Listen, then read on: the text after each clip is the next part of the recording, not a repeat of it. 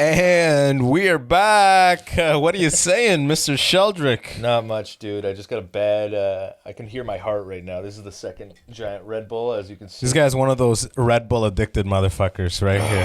I rolled the dice every single time.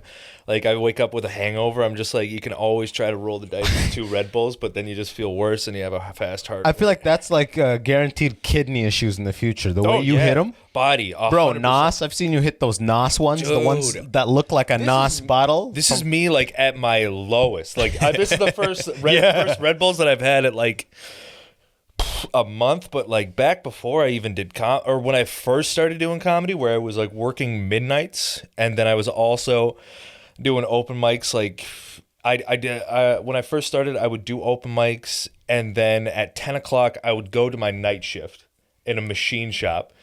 And I would start off my day. Like, were you Christian Bale also? Buddy, it was horrible. Skinny as fuck. Yeah. Ribs out. I was feeling good. I was looking good, but...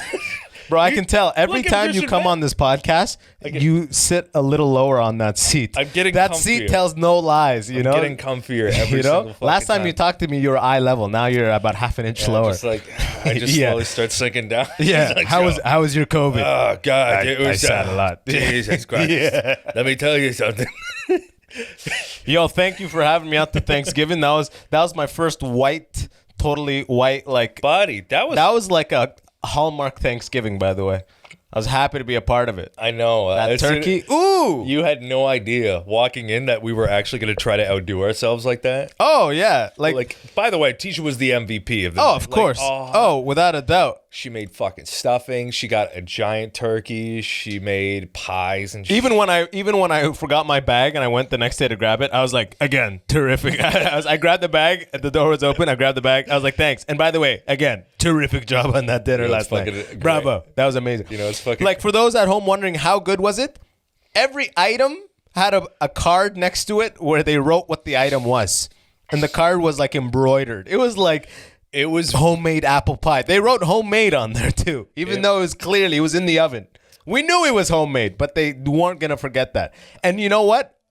I applaud you for it. Okay? Dude, it was great. It was incredible. It was just awesome to see everyone, like the fact that you and Andrea came and Keith, Paul, Ezra. It was a good crowd. Even Ezra showed up and that was just such a fucking fun That night. honestly felt, literally, like I said that night, like Fast and the Furious, you know those barbecue beers they have before they like launch off and like go rob a truck or someone in the team dies for 100%. Sure or goes to prison. That meal right before is how it felt. I was just missing a wife beater and a barbecue. It was clean cut. People had shirts tucked in, but the vibe was the same, you know?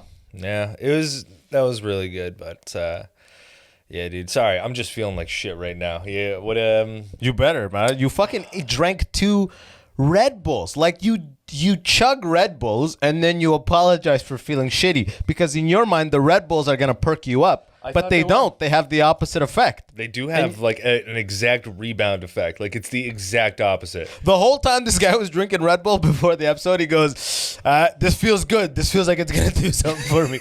Literally, the episode starts. I'm lying. Fucked up. I'm sorry. I was lying about it. The Red Bulls did nothing. I thought they were supposed to give you wings, bro. I don't know. I drank like, I did this show last night. I didn't tell you. I wanted to say. Yeah, Dorchester, right? Yeah, we did Dorchester. It's a golf club? Night. Yeah, and like that's where I know. That's where I like. That's where you shine. Let's be honest, bro. No, it's not. Yeah, it's not. No, it's not. Especially when you go, my black wife. No, it's like, dude, when I have like the joke, like you know that the joke about my dad doing meth. Yeah.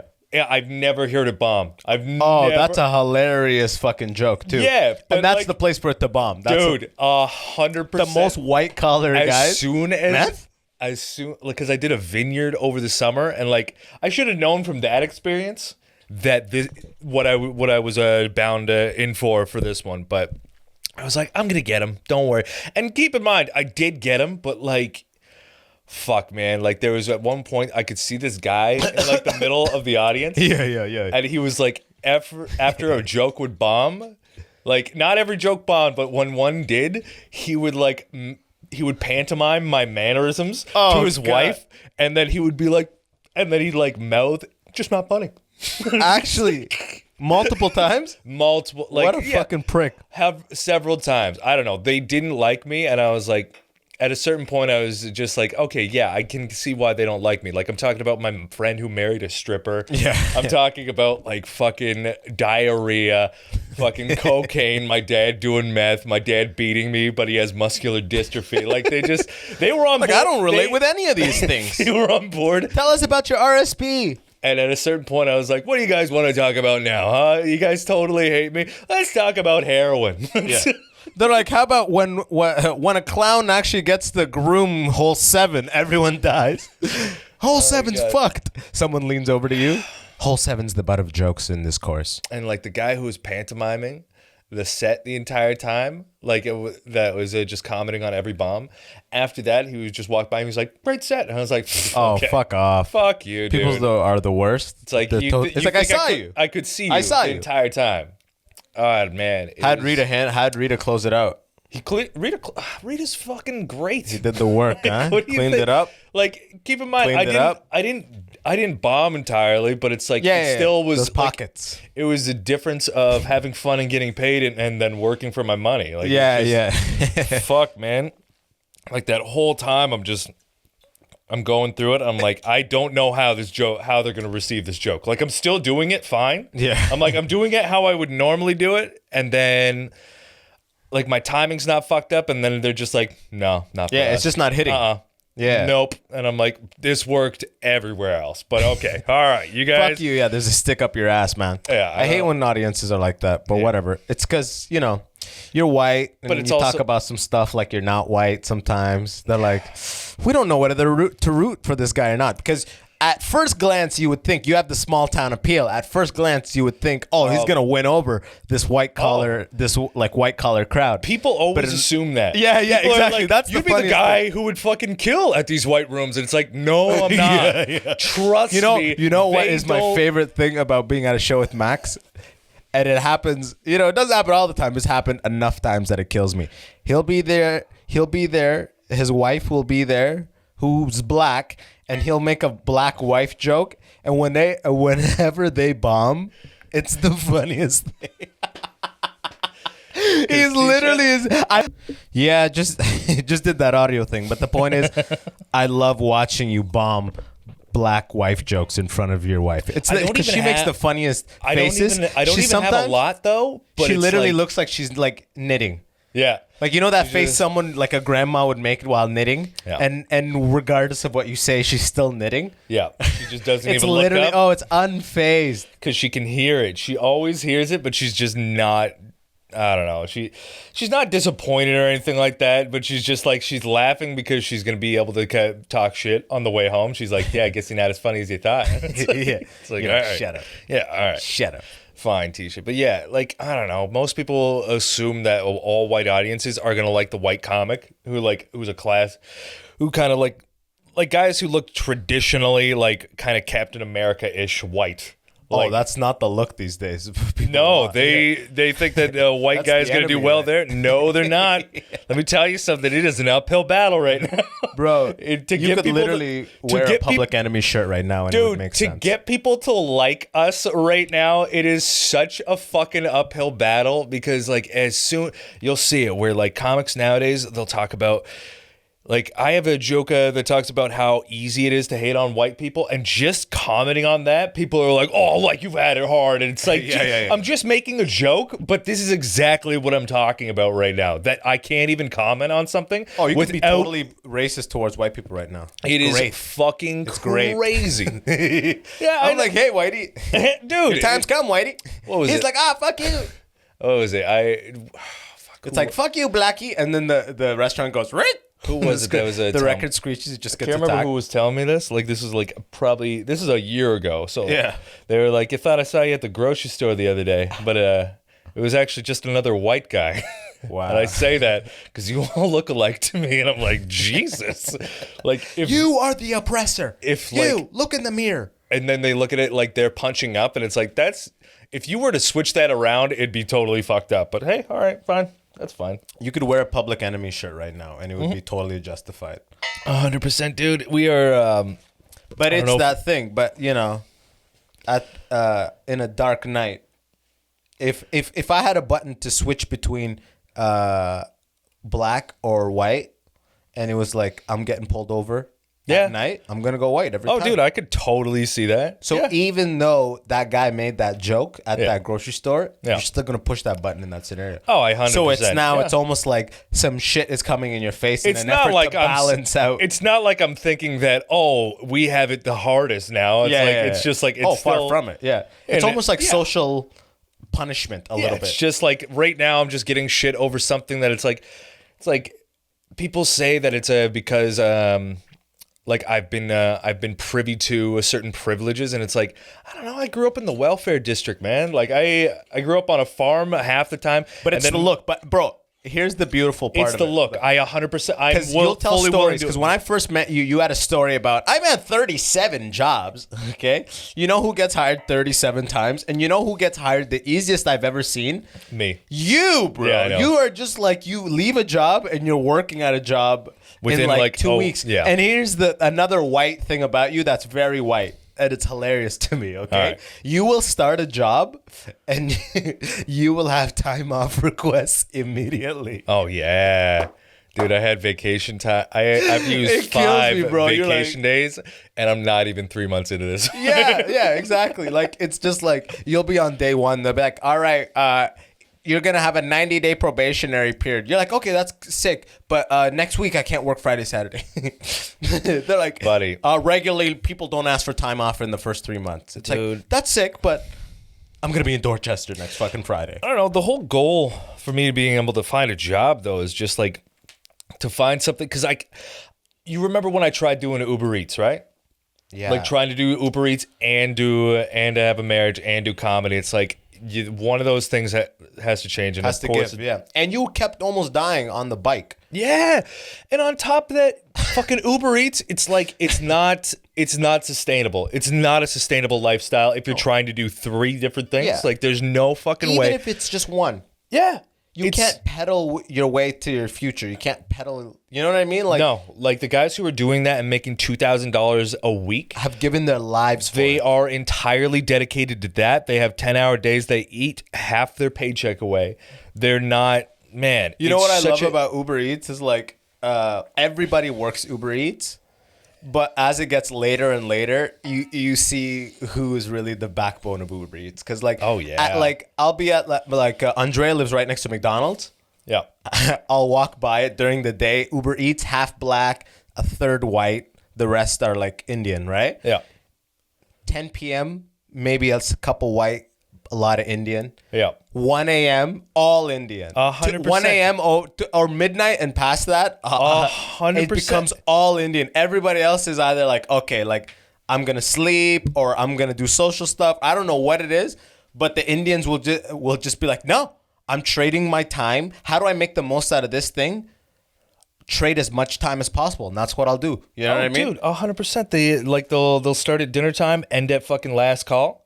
Like when people are coming home, they want cleaning up from that 12 to 3. That's where you clean up. Probably you make $30 to $40 an hour, but it's not sustainable. Like your body, your body can't handle that level of burnout. Exactly. Like you can't.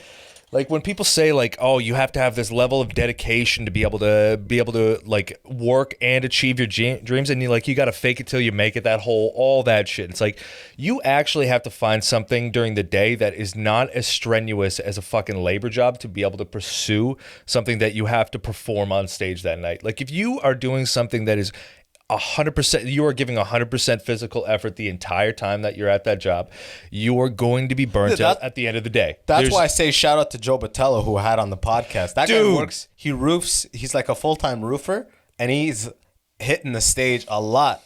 You know what I mean? But I'm sure all the time, dude. I'm sure even he will tell you where he's like, it's where he's breaking him for sure. He will know like that night or even that day where he's like, he now knows what the telltale signs of not having a good night's going to be. Like how you're feeling. Like it starts early in the day. Yeah, like you know that it's like, okay, I overdid it. You have to actually pace your day out. If you have when I first started out, when I was in Windsor, I worked like we talked about, I've worked a million different jobs, but there's like a job where I was building houses as a framer. And it's like, if I overdid it in the morning, then I'd have to ease up in the afternoon to be able to make it. Like you'd have to nap, you'd have to like do a fucking nap or you're done. 100%. If I'm going to Michigan that night to do shows and I fucking had a hard day, then it's like I gotta at least sleep 2 hours, and it's like trying to fall asleep as soon as you get home is not fucking it's next so to tough impossible. because it's like you plan it. You're like, I'll sleep right away and then I'll rejuvenate. But you don't realize is you have the energy of the day, and all of the bullshit of the day accumulated, and you can't just turn that off and just be like, now's the 2.5 hours sleep, and then just fucking conk out. It doesn't never work. works like that. And even if you take melatonin, if you take anything to fucking knock you out, it's going to still be in effect after those 2 hours. Yeah, you're fighting against the day. You're fighting. You're trying to push a sleep when it's not part of your actual schedule. You know what I mean? Yeah, it's fucking. It never works. It's you're just really in bed. hard. But you know what I noticed though is that anytime I try to sleep and I can't, even laying back is restful. If I'm on my back 30 minutes, like fuck, I couldn't sleep. When I get up, I still feel better. You know what I mean? You don't have a job. Yeah. No, I don't even nap now, bro. I don't even nap now. I'm talking about in the event of naps. Yeah. But yeah, I'm putting in a lot of work, bro. But I'm doing it the smart way. You know what I mean? I'm trying to fucking find work that's like play. Yeah, This is it for me. Yeah, I totally get that. And the thing is that if I didn't have a wife, I would be doing that. 100%. Bro, I mean, I'm with Andre every night. Yeah, but like I'm saying you guys don't financially support each other, right? Well, not directly. Like you guys share an account, we don't. But yeah, exactly. Indirectly, it's always the offer's always there. It's been me and Tisha have been sharing an account since before comedy, so it's like that was already locked in before I even started doing it. So I always had to think about Tisha. Like there's never an option where I can be like, okay, now you're gonna cover all the bills. Oh, I get that, but keep in mind, I'm getting Canada Revenue Recovery benefit. True. I'm living off of the benefit because I've lost work due to COVID. All the acting, all the wedding, emceeing, all that. I lost it due to COVID. I'm going to keep getting this thing probably until the end of the year. And in the meantime, I'm pumping out shit. I'm recording shit all the time. I'm moving around. Yeah, you've been doing quite a lot, eh? Yeah, hell yeah. That takes time to do all that shit, dude. What? Sketch a day? Yeah, I make a couple. I write every day, and then I'll film some stuff, and then I gotta like fucking go for a walk. I gotta schedule that in because then you're sitting at the computer too long, and you're fucking. You know, I rip apart my nails. I'm a nail biter. I can see them right now. Remember how they were like a month ago? They were good. Yeah, that's before I started Patreon. Yeah, you know what I mean? I can see just what your mental stability is every time I look at your nails these days. Yeah, exactly. I mean, it's not bad right now because I meditated this morning. I can see it. I'm like, you're doing okay. Yeah. Remember what it was? The bottom? Man, I don't know. What you're doing though is good. Like you're still pumping out a lot of work, a lot of shit. Like a lot of people just, especially during this right now, they fucked off. They just stopped doing everything. Like, how many people have you seen just leave entirely? No podcast, no online content. The majority. Not even at shows. Yeah, you're right. The majority of people have fucking taken a step back. And, like, even people who are well-known to us, like, we don't have to name names, but we've seen a mass exodus of the community. And honestly, I get it.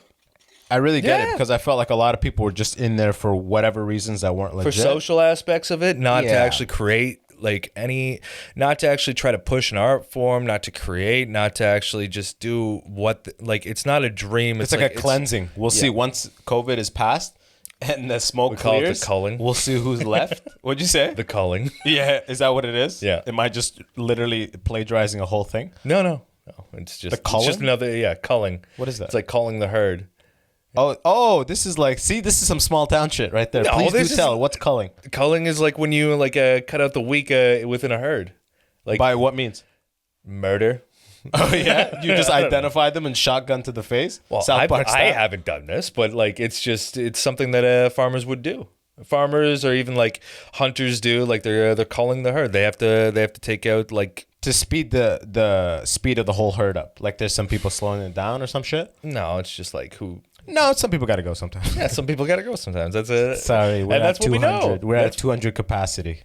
Oh, dude, I think it's going to be good for the benefit of the comedy community when we do come back, and it's like a lot of faces who... By the way, did you see that 2 Bears, 1 Cave live event thing? No.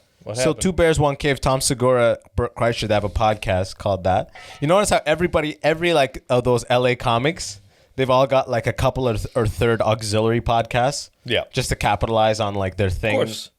You know what I mean? Yeah. That's one. Two Bears, One Cave. They had a live event where I'm like, and they charged $10 to see it. Yeah. So I'm like, oh, okay. So this is going to be like the future of what could possibly be done with this kind of stuff, right? Yeah.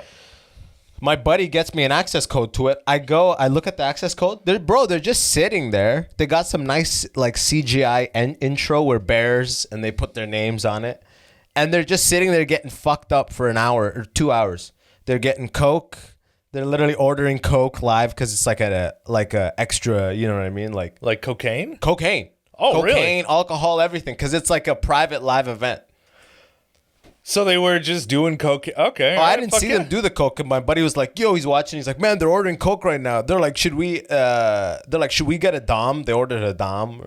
They're just doing literally. It seemed like some Eric Andre shit. Like, Dude. yo, people have paid money. We're just gonna. Have you seen The Cabin on Netflix? Yeah. It is like a 10% version of Jackass with comics. Yeah, it's weird. I don't know, dude. I feel bad what he's doing to his family, Burke Kreischer. Dude. I feel like his wife Yeah. is like, yo, Dude, he the keeps first- creating shows with them in it. The first intro that I saw with her in it, it's like, she's not an actor, dude. Like, stop making her. And she do doesn't this. enjoy doing this. No, you can totally can see it in her eyes face. where she's just like, fuck. Like it's like she's just looking at the calendar, filming day, and every day she gets closer, she's like, fucking this guy. Bro, episode 1 of The Cabin, they literally, like, it seemed like, actually, I don't know. It probably wasn't that. Because, like, the lighting on her was great. Everything was so great. It probably wasn't the first time she heard the news. Of course it wasn't. Yeah. None of it. There's no way that she was listening to it the first Responded. time while he's just on the phone with all the camera crew. There's no fucking way. You really Imagine think he would have got divorced in real life. Dude, Yeah. 100%. She would've divorced It's his so, man, once you, I don't know, I did, like, I'm pretty sure I've told the story on this podcast where, like, my friend got married on a reality TV show. Oh, yeah, It's like, just being on set during a reality TV shooting, it's like, you realize that everything on those shows is 100% fake. Oh, it is there's all nothing manufactured. Yeah. Everything on there, every line is redone. Everything is so fucking fake. I guarantee that his wife had to redo that shoot probably like 3 or 4 times. Oh, actually, yeah. 100%. They're like, remember, you're angry about this. You're about to leave him. Bert, Even. and she'll, cut, try it one more time. Exactly. It's like, Bert. You're mad, but you love him still. Yeah. You know, it's some fucking- guy with circle glasses telling you that shit. I don't know. I kind of wanted to watch it, but then like I saw that part and I was like, oh God, it is exactly just a reality show and I just don't want to be a part of it. Yeah, it's so easy to manufacture their shows. The show, literally that whole format of show is take somebody who has a following and we can create anything. Just give us somebody with a following and we'll piece together this garbage relative to whatever their sensibility all that theme show is just getting funny people to do shit. They're literally just pitching shit. The one with Joey Diaz, they like butchered like a boar or something like that. Yeah. And Joey's like, yo, I ain't touching that fucking meat. Yeah, it's just you're getting the comedic value out of all the comics, and that's It is what it is, but right? that's also any talk show too. It's like that's a podcast too, where it's just a. That's not though. It's not a podcast though.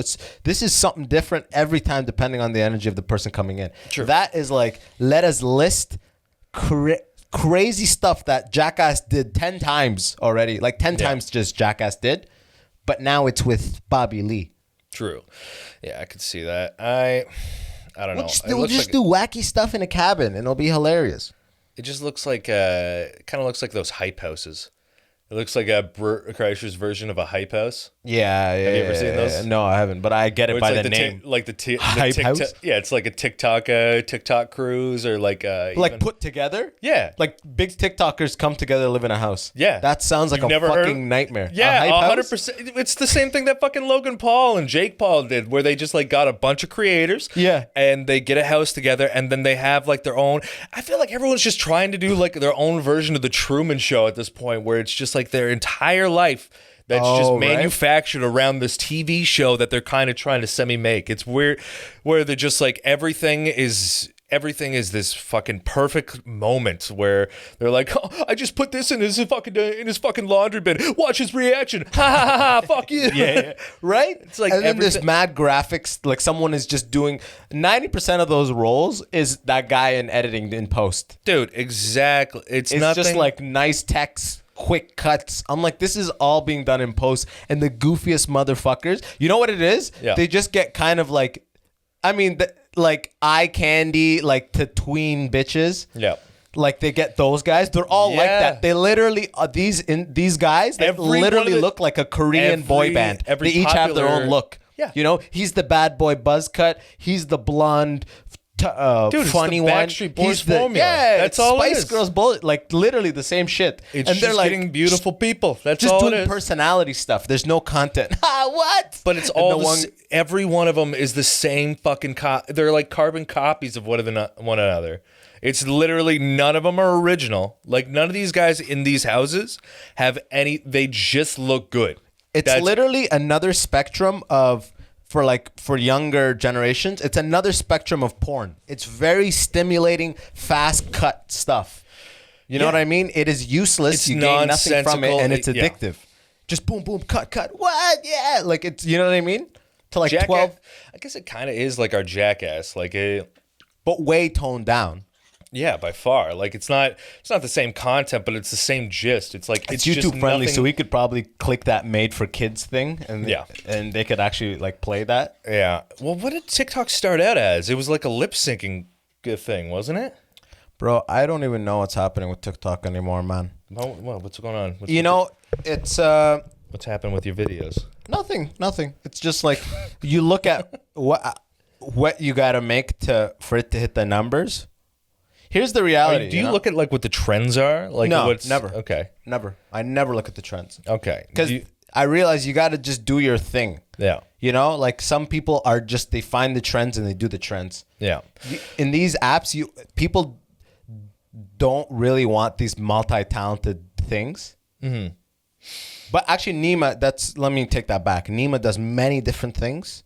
And supported fully because he's talented as fuck. Yeah, but he also does go with the. It's mostly acting impersonations is really what it is. Like Nima can't start posting memes.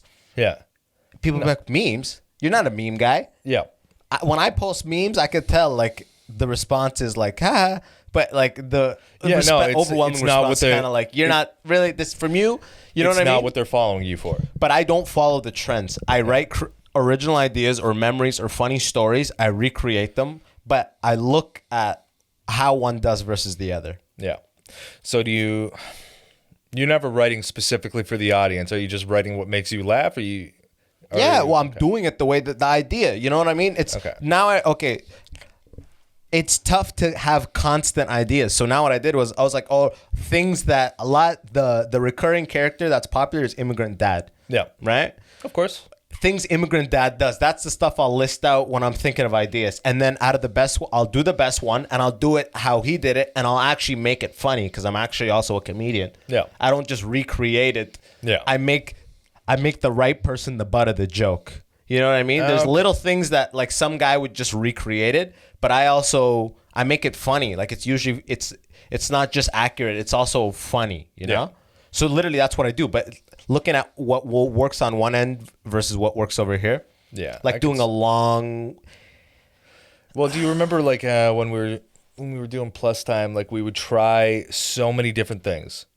We were just seeing what was, throw shit at the wall, see what sticks. And like we could tell right away, it's like the less effort that we put into some of our shit, the less a response it would get 100% of the time. Yeah, right. Where like it was just like when we started with the fucking the 2 camera setup and just that was a nightmare. The witty banter. It's like let's fucking take all these down, dude. I don't know if you noticed, but I looked at our channel. I was like, oh fuck, all this is still up.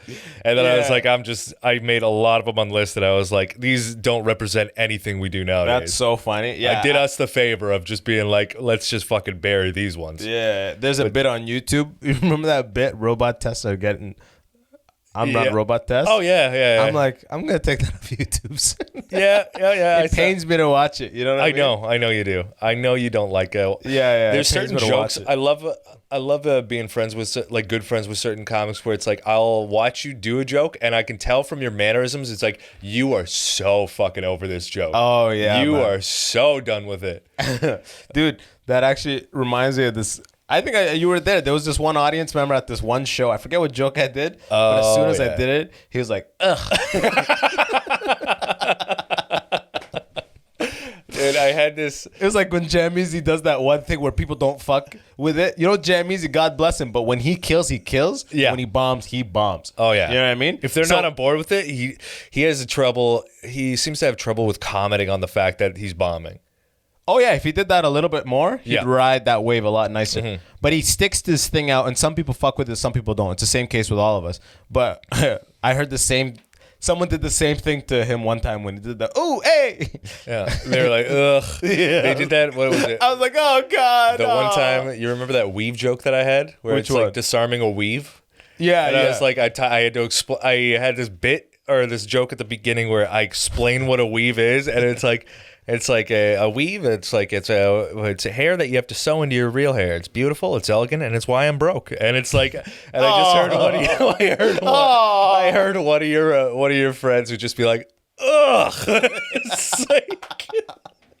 That for yeah, if you want to, it was literally a dagger in the heart, and I was like, it was justified. I was like, yeah, that's fair. That's totally fair. Imagine an audience like more than 10 or 15 people did that in unison. Yeah, how destructive that would be. That's almost worse than a boo. Yeah, a boo is a story. Oh yeah, when someone's just like disgusted, when like 20 people are just like ugh at once. I had this story. I was at Rivoli and like I was doing this story. Do you remember how I had that bit about where a homeless guy on the streetcar kissed me? Yeah, where he asked me, and like I had the thing where it's like, how was the kiss? Chapped. It's like Frenching a bowl of Frosted Flakes. Like it was, and you had some tags in there. Yeah, and I just, for some reason, like this one guy was like, ugh, gross, stop. And I'm like, what kind of response is that? It's like, Jesus Christ, dude. Like, it happened, you know? I was like, what is wrong? He's like, it's gross. And I'm like, fucking leave, dude. Like, you're ruining my set because you're the only one grossed out by this joke. It's like, it's pretty lighthearted. That's so crazy to buy a ticket and then tell the comic that's gross. Stop that. Stop saying those things. I don't like that. Yeah. Nope.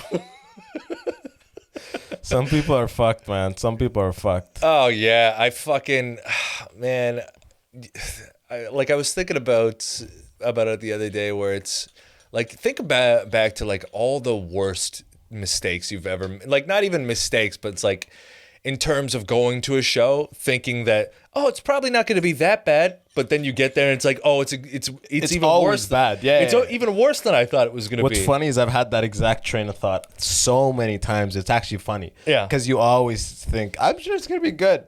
The worst is when the host starts giving excuses right when you see him. Oh, yeah.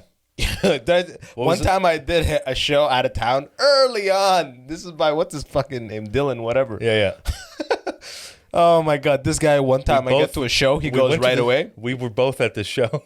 Yeah? Yeah. This when, he looks at me and goes, dog, the circus is in town. It's like, the circus is in town? The circus? the circus doesn't even just say show hi. up in town. Does it even say hi? No. The circus puts posters all over the town like a year before they come. You know? Like there's a date. Yeah. That's something like some shitty producers won't even do. They'll book a show and they won't even Google that date in their area. They don't even see what the fuck is happening. Especially if it's a small town. It's like, sorry, buddy, the circus is in town. This place was gonna like sell out, but it was down between this show and the back of a pizza store. Yeah. With random comics or the circus. And a lot of people votes, they chose circus. So we lost. Sorry, we lost all the money I was gonna give you. Face. Sorry. Yeah. Because that is a little cash box. Yeah, the metal one with a lock. Bro! A show out of town that I did recently where the producer was telling me, he's like, all right, Max, I'm gonna send you an e-transfer and the headliner an e-transfer, and then he was pointing at the guys who came and did just the opening spots, And he was like, and you guys, we're going to have a little private conversation later about how I lost all my money. Just like, Jesus. He said that? Yeah. That's fucking hilarious. But it's like, it's what so... a dick about it, yeah. Yeah. I hate people that are like that. That are like, I'm on these people's, or these people are my, like, social level. Yeah. So if I make fun of these, we're all, they all get it. Yeah. In the military, you got that so often. Yeah. Like, literally, they'd be the same rank, and they'd make a joke. Like, these two other people are not that anti-lower rank people. Yeah. Like, you're just so fucked, and you're doing this group thing, being like, yeah. fucking, when's the last time you met an ordinary seaman with the guts to talk to this? Like, he'll say a line like that, and I'm like, now it's 3 against 1. You're pulling rank, and the other two would have never said that. That's exactly what... I hate when people are like that. It's like, why are you being a dick? Because we're supposed to be a dick right now? Because... Yeah, I don't think he was coming at it from a dick like perspective. but it was funny? Oh, yeah, it was entirely a joke. Like, he was just... Because I'm thinking... Because I've had... I forget what line somebody said, too, but it's like so dismissive to like, yeah, get the fuck out of here, you know? Like, you sit with them kind of thing, like, line? Like, yeah, I don't know. It used to be... What the fuck is wrong with you? Well, before COVID, everything was image-based, especially in Toronto. Like, do you not remember how everything was based on what, like, people's perception of you was going to be? Like, whether or not you were on this show, it's like, it's more important to at least be on the poster as opposed to actually do the spot. Like, if the show gets canceled, hey, at least you were on the poster. People see that you got booked. People see that you get booked, and then they're going to book you even more. And it's like, well... It should probably be based off of merit. Like, yeah, that your act. Yeah, a lot of times, like, recently, like, most of my bookings have just come from, like, producers just seeing that I'm still able to do it to a high level, as opposed to having, like, the thick level of rust that some guys have right now, because they're just coming out of quarantine for their first spot in, like, fucking September. Yeah. It's like, there were shows back in July, dude. Like, what do you... I don't know. I need to do a show soon, bro. I haven't in, like... 2 weeks. I haven't since the London show. Yeah, a week ago.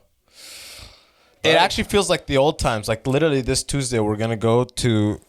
Yeah, we're gonna go out of town in hopes that we can get a fucking we're gonna spot. go linger at a spot out of town that has a show with the hope of getting up. Well, that is some, like, old shit, and actually, it's kind of rejuvenating in a way to see that you're still willing to do that. Dude, it's gonna be a road trip. It's gonna feel like it's not worth it, but it's gonna be worth it for the fucking car And if ride. they let us up, we'll smash too. Yeah, that's the best part. It's still gonna be fun. Like, regardless, like, I hope 6 people in the audience. Fuck it, I got COVID jokes. Dude, I hope to Christ we get up. I hope to Christ we drive out of town and it, like, actually comes through for us. But who knows? It might not. But that seems to be the fucking struggle right now, is, like, finding fucking gigs. It's, I don't know. I want to at least try to get 2 a week, because I usually have, like, on either Friday or Saturday for the next, I think it's like the next month and a half. I still have weekend gigs, but I have nothing throughout the week. So, like, each weekend gig. That's pretty sick. I don't even have that. Well, I need to line those up. Well, like, even so, there's still like the added pressure of the fact that you're not having any practice, any gigs throughout the fucking week. It'd be like, imagine playing basketball. Like, now on a I'm team, playing, and you have a game on Friday and a game on this, and there's no courts that are legally open. But now there's no playing, place like, for you to practice. I'm playing now the brain chemistry game in the background, where I'm like, well, if I have a spot this Friday and no spots throughout the week, it's like, I got to start taking 5-HTP. I got to start taking omega-3, 6, and 9. I need something so that I feel 100%. Like, I have to feel on when I get out there. I can't jerk off this entire week. Yeah, right. It's like I'm off the jerking off right now for a little bit. Dude, the problem is yesterday. For a little bit. Yeah. Mark my words. I decide when it's over. Yeah. I decide. But you have the accountability right here. Yeah, exactly. It's like, I've been jerking. I just watched Naval Ravikant on Rogan yesterday, and he said the same thing. I read it for the second time. And he said, when you commit, when you're loud with it, then you commit. The guy who wants to quit drinking alcohol, he might say, I'm done drinking alcohol. But the one who's serious, post it on Facebook. That's it. I was like, damn.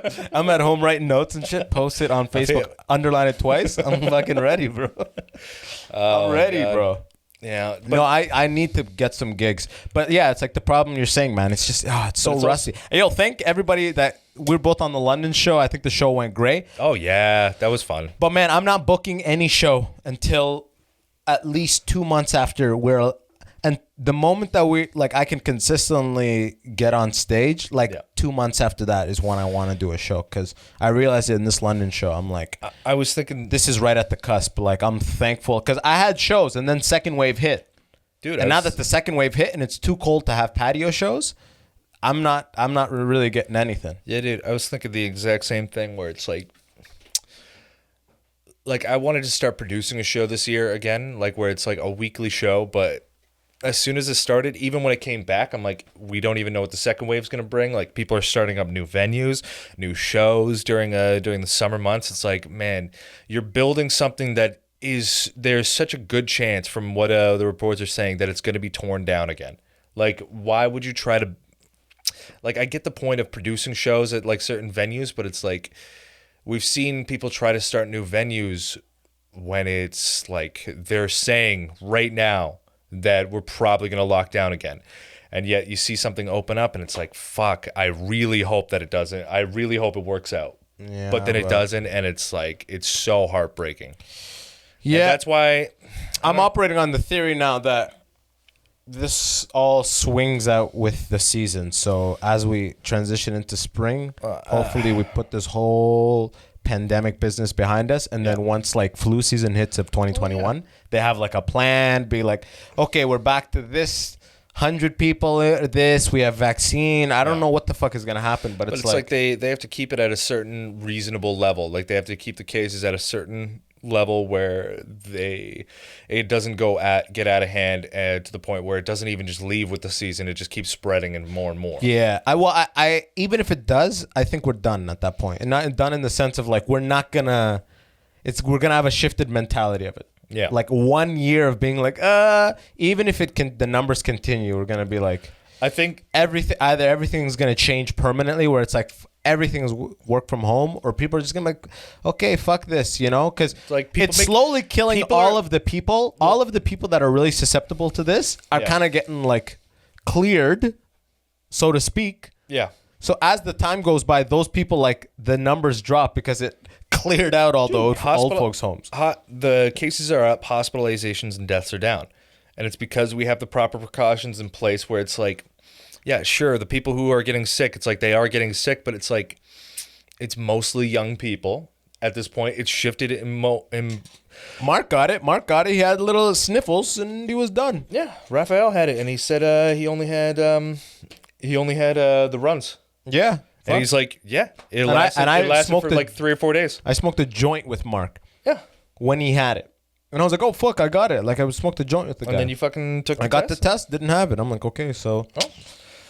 I don't know. Yeah. It's what fucking sucks. Yeah, you're right. We are just looking so, and I'm guilty of that as well, but we're looking so hard on the number of cases. Yeah. And it's like there's really no talk about what the spread is, about severity and everything. Like, like I bet of those cases, it's like, which one of those are even mild to a higher of when they were getting risk like to life? 3 cases, when they were getting like 300 cases, but this is back when I looked last, when it was 300 cases a day, there was only 64 people in the entire province in hospital.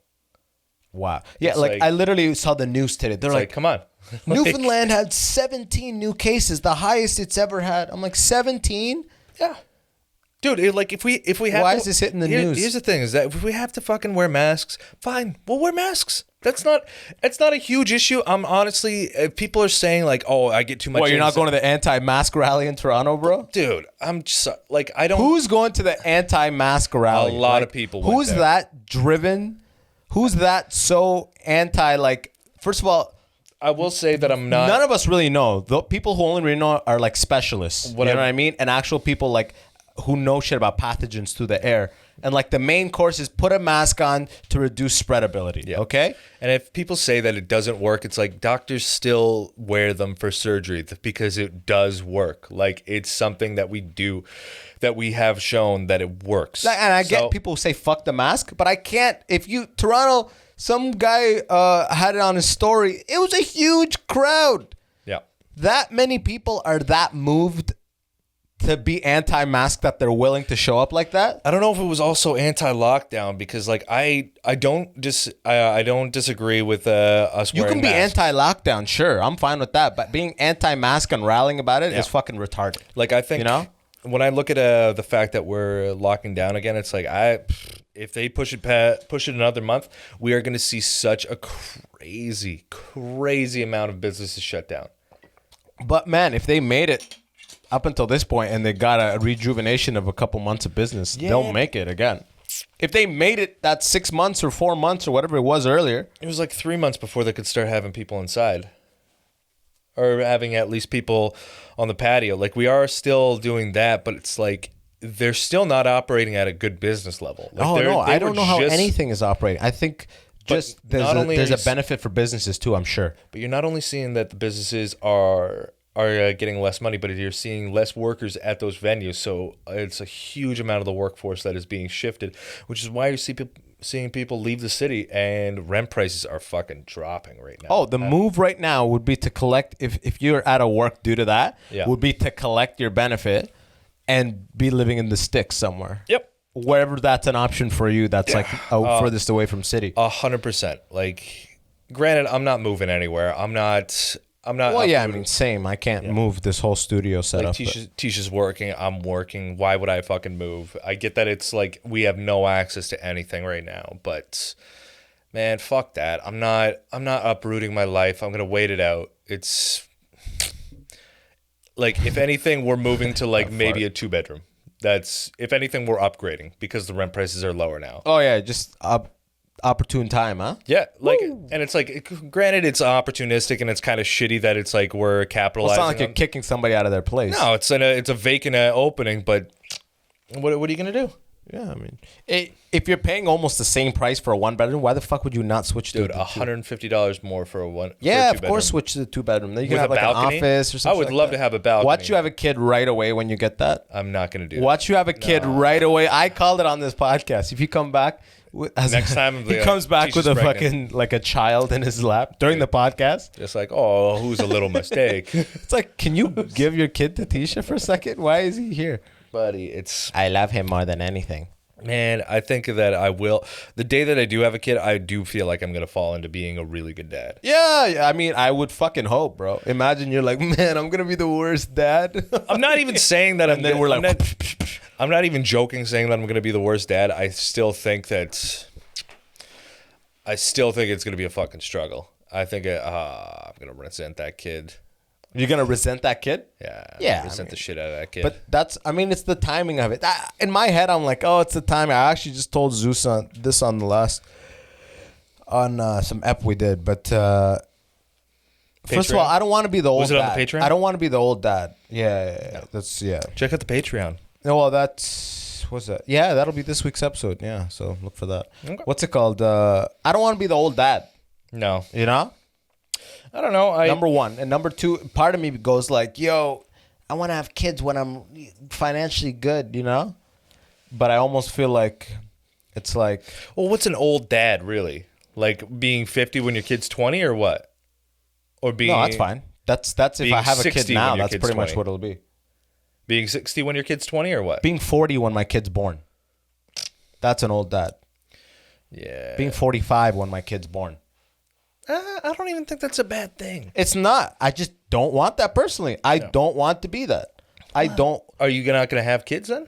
I want to have kids way before that. I want to have kids. When? Because, I don't know. Soon, man. A couple in... You know, it all really depends. Right now, why would I bring...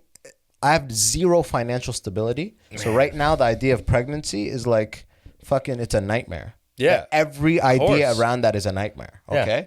But when I'm in a point where it's like, yo, I'm able to eat without fucking a benefit for the government.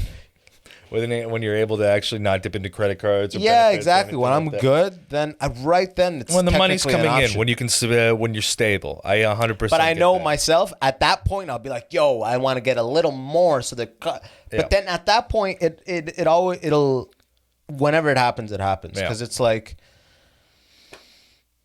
it's so many other things. I'm like, yo, even with stand up, it's like you want to. I was writing material for like 2 months before I got on stage because I was afraid to get on stage. Yeah. It's the same idea there where it's like, I'm not ready yet, but it's like, I think if I had a kid at 35, I'd have been like, man, I was ready at 30.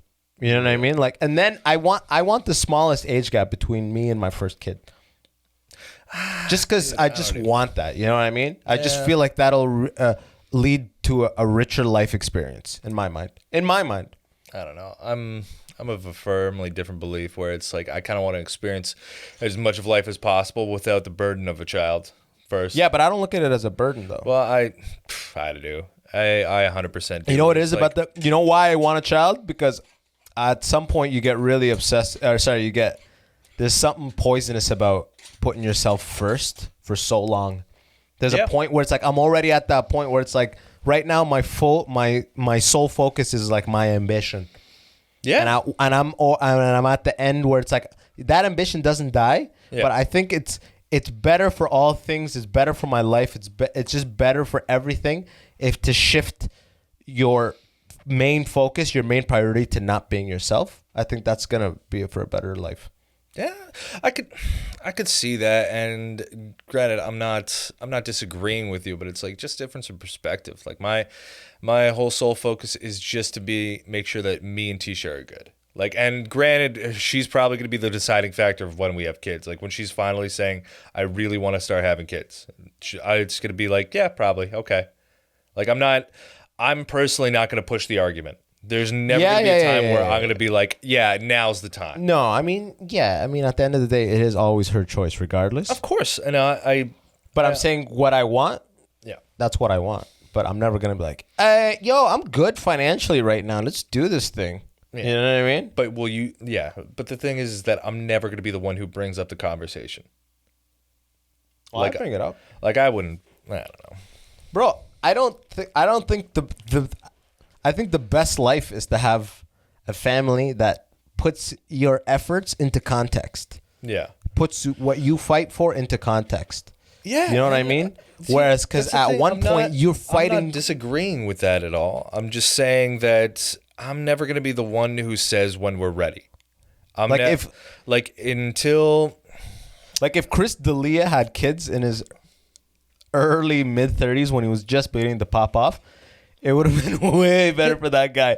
Look at how he rode that fame as high as he could into his early 40s. Oh, yeah. And then look what the fuck he did with it. So I'm saying that is a great example of like when you get to the point where it's like, okay, I need to shift focus from me being as the priority. I'm good. I have the money. I have the knowledge. I want to pass my life. Because our sole directive on this earth is to propagate. Yeah. Let's be honest here. We're just an animal in the species. If we have one job, what is the meaning? Is to have a kid and fucking die. Yeah. You know what I mean? Have a kid, prep them as good for this environment as possible, and die. That's what the purpose of life is. You know what I mean? Yeah. So I don't want to be like, I want to reach the top of the mountain and then do that. Because I think it's like, that is a very like self-driven, self-centered type of idea. And I'm at the edge of that where it's like, yeah, I'm ready to shift that. Because who knows, maybe it's actually even a selfish idea. Maybe it's like, I feel like if I have a kid, I'll be able to reach higher. So maybe it's even selfish. I don't know. Yeah, you're looking at having a kid as becoming a more well-rounded person, where it's like, I honestly feel like I have to actually work on myself way more before I can actually take. There's like certain ways That's what I'm saying, like though. to be able to take on anything, you have to have pillars and like a foundation built on that, like to build upon. And like I have financial stability right now. I have emotional stability with my wife. Now. Yeah. Fucking talking like you're moving in on her right now, you fucking piece of shit. Yeah, imagine. She's waiting. Oh, man. She's at the window knocking right now. Creative foundation, and fuck, what else would it be? Health. It's like I'm starting. I just wrote this list this morning. Fuck. Oh, Yeah. Oh, yeah. I love how health is at the end of the list. Oh, yeah. And health. Yeah. And like, Bro, that should be number one. Yeah. 100%. Right? Yeah. Let's but those put are that like the number four. one. Those are the four main pillars of like being able to build a sustainable life. Okay. Health, emotional stability, financial stability. What else? And creative. You have to Creative. be able. I always have to create. Otherwise, I'll start getting super depressed. Yeah. If right now I'm at my healthiest in life, pretty much. Yeah. And you are too. I mean, you're probably not the healthiest. You're probably on the downturn of that parabola. Yeah, I'm at the 26-year-old you was, woo, bro, you were a fucking specimen. You know what I'm talking about? I was looking good. If you fucked and had a kid at that point, woo, that would have been. I was looking fantastic at that time. No, but okay, health, we're pretty good. Yeah. Right? Yeah, I'm fine. Emotional stability. I can still run a that. I kilometer mean, that it's like that becomes now it's the conversation of like, do you need a marriage to make that kid work? Because like all old wisdom will say yes. Yeah. All dated wisdom will say yes, and for good reasons too. But it's like, yeah, but that was a different fucking there's a world. lot of stuff that I've already walked away from. Like that's like this is the status quo world. Like my grandfather married my grandmother when he was like, they were dating like since they were kids, and then he married her when she was like 17 and he was 18. It's like, and then they had their first kid like a year later, and then a year later. That's amazing though. Yeah, and like granted, that's a best way to do it. whole different world. They had nothing. All they had was a small town farm and a place to raise their kids. That's all they needed. Yeah, because back then you had a big family and stuff like that. Yeah, and it's like it was all self-sufficient. All it was, but that's a different world, and we're in a entirely different world right now, where it's a digital age where people can actually go out and seek multiple partners just based on even just an app now, and like that's also I feel like those are the options. But I'm talking about like that's fucking with people's mental health 100%. Those apps, like even those apps, social media. That's how I met Andrea on Hinge. She's great. Yeah, right. Everyone's like, "What's the story?" I'm like, "I saved her from a fire," and they go, "No way." I'm like, "Yeah, Tinder." They're like, "Oh," I'm like, "But seriously though, it was Hinge." Yeah. And then they kind of hate me for that. Well, but yeah, man, everything's just how you use it. Everything is how you use it. Who knows? Who knows at the end of the day? But yeah. Maybe I've got it all wrong. I love the idea of looking back at this podcast and being like, I can't wait 10 years from now. Oh, actually, I've been thinking about this too. YouTube has been around for what, 15, 20 years now? Yep. It's going to get to a point where a video will have been uploaded like 38 years ago. Yeah. Like you'll be on YouTube. Dude, like this got uploaded on 2006 and it's 2040 now. You can still look back at, what's his name? Star Wars kid. Or like even from like what year? Afro Ninja, like from like year probably year one. Yeah, where it's like the guy who's in the audition with like the nunchucks and he like the South Park movie, all the South Park, the original South Park, sneezing panda, laughing baby, all chocolate rain, all that video. All YouTube used to be was just like a server for people to share videos with their friends. They never thought that it would be able to grow to this high level. But I think it's not going anywhere. It's becoming more and more standardized. It's rooting itself more and more in public. Yeah. So I'm like, I wonder, is it gonna split? What's gonna happen? What's the oldest like video? The first video added on YouTube. How long is it gonna be on YouTube? Or are they gonna do a cleanse of untouched videos? They'll probably do that. I think that they'll because probably they have do only limited like, server space and shit, right? No, I think they're gonna keep it. They are always gonna be upgrading their servers. There's not going to be an time where they don't. Yeah, but it's like if they have like a good, probably half of it at least, if not more, of just nothingness, of people uploading hour-long podcasts that have like two views from 18 years ago. If they were to do that, where they delete half their fucking content, like half of like that hurts them, I guess, whatever right? user-generated content it is, then people are going to be way more reluctant to be able to even willing to upload anything on there, which means they're going to slow their own growth.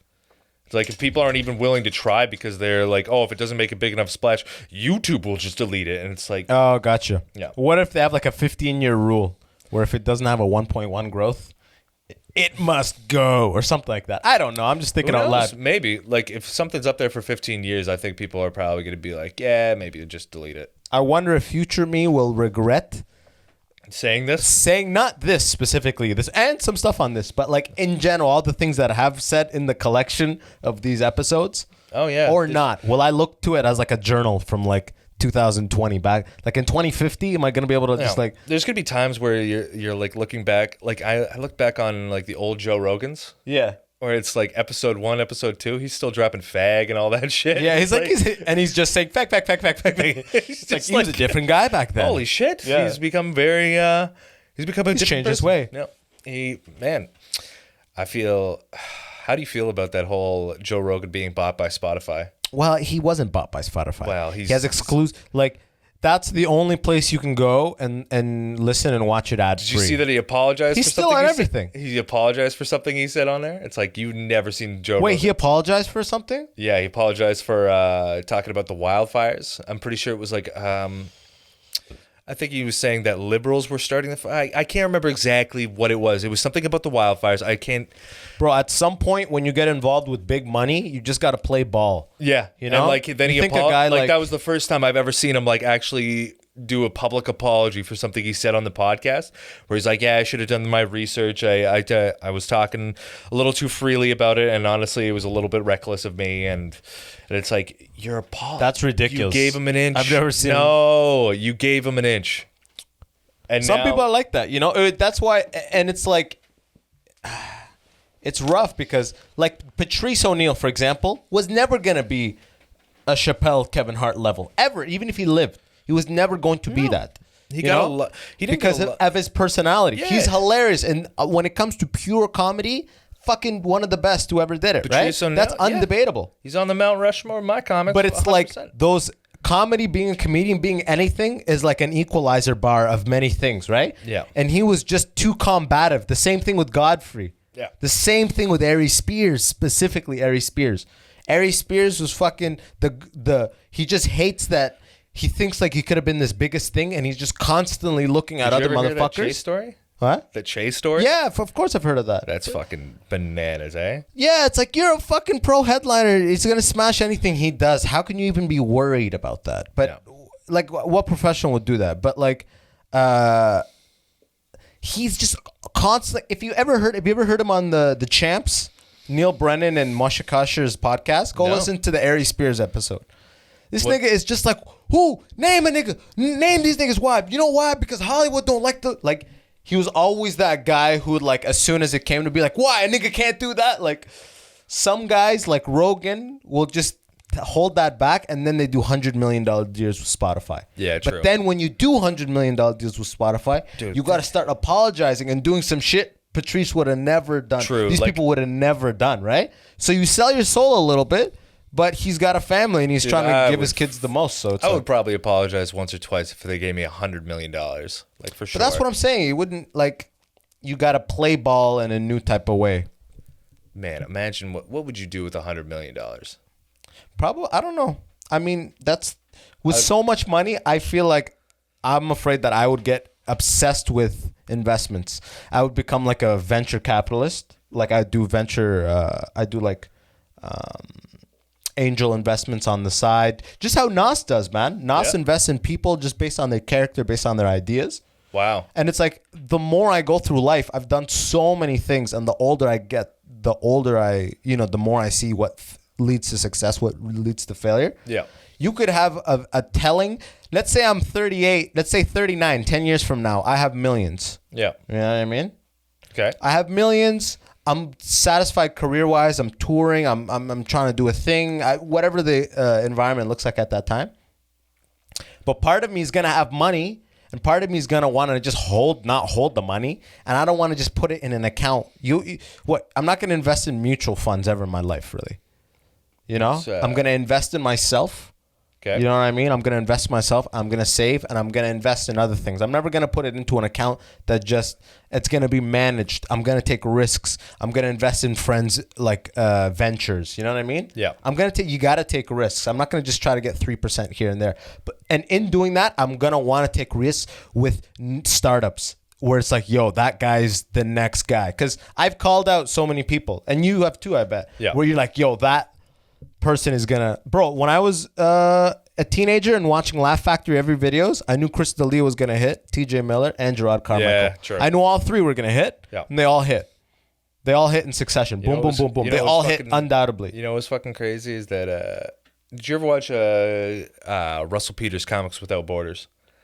I'm just so sick of Russell Peters specials. Dude, it went straight to DVD. It was him showcasing like a bunch of fucking comedians, and it's like most of them were like Felipe Esparza was on there, fucking doing like 15s or how long? I think like 20, maybe a half hour, but like it's like most of them were like okay, like it was basically him showcasing people who don't get a lot of TV time, but then it's like, this was maybe 10, 15 years ago, and who the fuck is on there? And you see a young Sebastian Maniscalco. Oh, no way. Buddy, and he fucking smashes. Oh, yeah. And it's like, you see that, and I'm like, how didn't I know about this fucking guy? But now I know about him.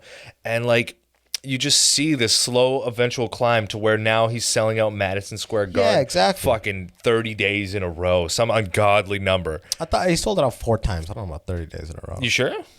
1 second. 30 days in a row? What? 1 second.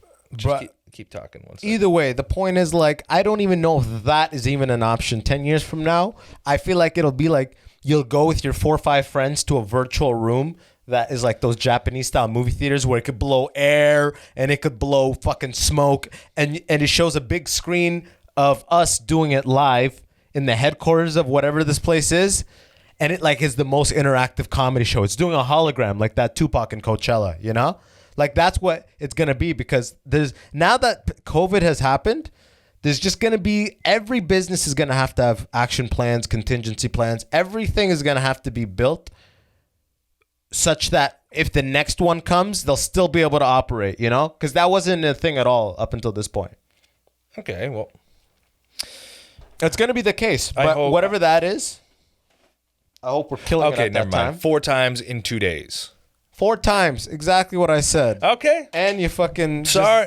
I wanted to make sure. There you go. That's how it goes. I wanted to make sure before That's I say it how it goes, motherfucker. Don't trust the motherfucker. Dude, I was thinking about different show formats where, like, in the future, once things start coming back, it's like there is going to be this divide of people who will want to come out, who are going to be dying to come out to shows, and people who are going to be hating the fact that people are going out to shows, but they still want to go and do something.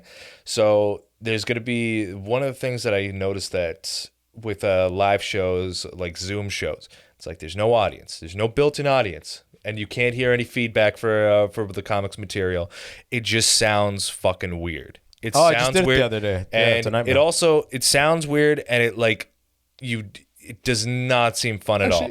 You know what? You can get into it, but you don't feel good after. No, it does not. It's literally like masturbation. Zoom comedy is like masturbation, you know? I guarantee it's even worse than that. Oh, like during it, it's not anywhere near as the height of it. Yeah. But there is kind of a shame after you close your laptop.